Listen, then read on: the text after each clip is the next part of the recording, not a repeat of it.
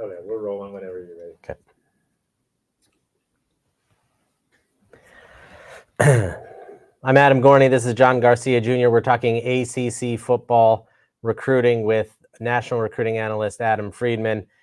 And Friedman, Miami was the top of the group, kind of not tested. The only team in the conference with 5 stars, multiple ones, and one added late, Marquise Lightfoot, Justin Scott, Armando Blunt. Talk about all 3 quickly and really just how Miami changed around their entire defensive line here. Yeah, I mean, they have, I think, probably the best defensive line class in the entire country. 3 5-stars on the defensive line is almost unheard of. It's very rare that we get a group like this. Really like Justin Scott. He's been a 5-star almost from day one. Interior guy, athletic guy who can use his hands. He's pretty versatile on the inside. He can play nose. He can play 3. He can line up in various positions there and create some mismatches. Really like what Armando Blunt brings to the table too. Lots of versatility there. He's a younger guy. Remember, he reclassed up from the 25 class. And so he's going to be able to add weight to his frame and be able to use his speed and power to his advantage. And the defensive line coaches are going to be able to move him around a little bit to create mismatches, kind of like what they do with Ruben Bain right now.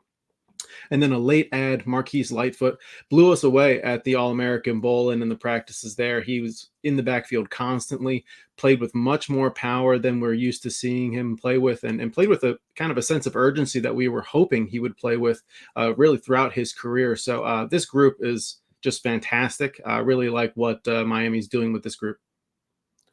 Clemson, Friedman, a top 10 group, but not the number 1 class in the ACC. So maybe some think the program's fallen off a little bit, but obviously still incredibly strong and quality throughout the group. Want to go to the top of it. The headliners, couple of top 50 guys, linebacker Sammy Brown, wide receiver TJ Moore. What do we see from those guys as seniors and with TJ, of course, late in the cycle?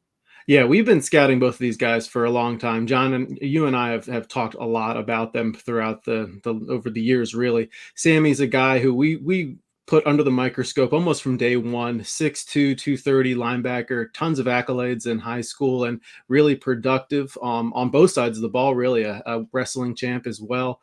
Really looking forward to seeing how he develops, though, at Clemson. You know, the scheme isn't always great for developing first-round talent at the linebacker position. And Sammy, while he's very good against the run and he's good in pursuit, not 100% sure how he's going to do in passing situations, whether it's in coverage or getting to the quarterback as a blitzer. It's going to be interesting to watch him develop, though, in those areas. And then TJ Moore, Terrence Moore was awesome at the All-American Bowl as a receiver there.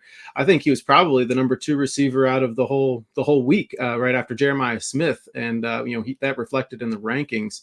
Really liked his ability to stretch the field. He's a bigger guy, so he can fight through contact, and, really did a great job catching the ball with his hands on various routes down the field, across the middle, short routes.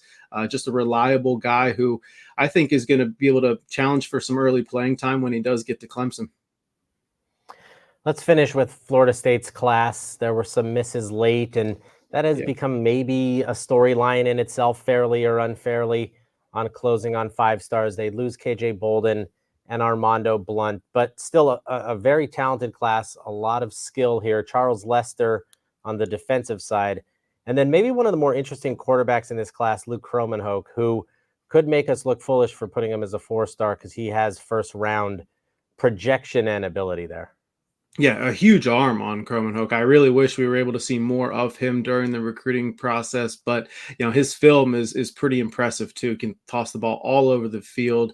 He didn't have a ton of great, high level teammates on the outside, but he was able to get the ball to them wherever they lined up and whatever routes they were running. And I think that system that they run at Florida State should highlight his abilities, and he'll be able to distribute the ball at a fairly high rate there. I really like Cameron Davis too, the running back out of Georgia. He's been a long time Florida State commit, super productive guy, really, a thick build, ball carrier who can, be a 3-down back. I think he's going to see a lot of time there as well. And then Charles Lester, making sure he ended up in this class, gave us a little scare, I think, in the early signing period before he sent in his letter of intent. But a high-level guy there, lots of intangibles and measurables that I think will translate to the field as well.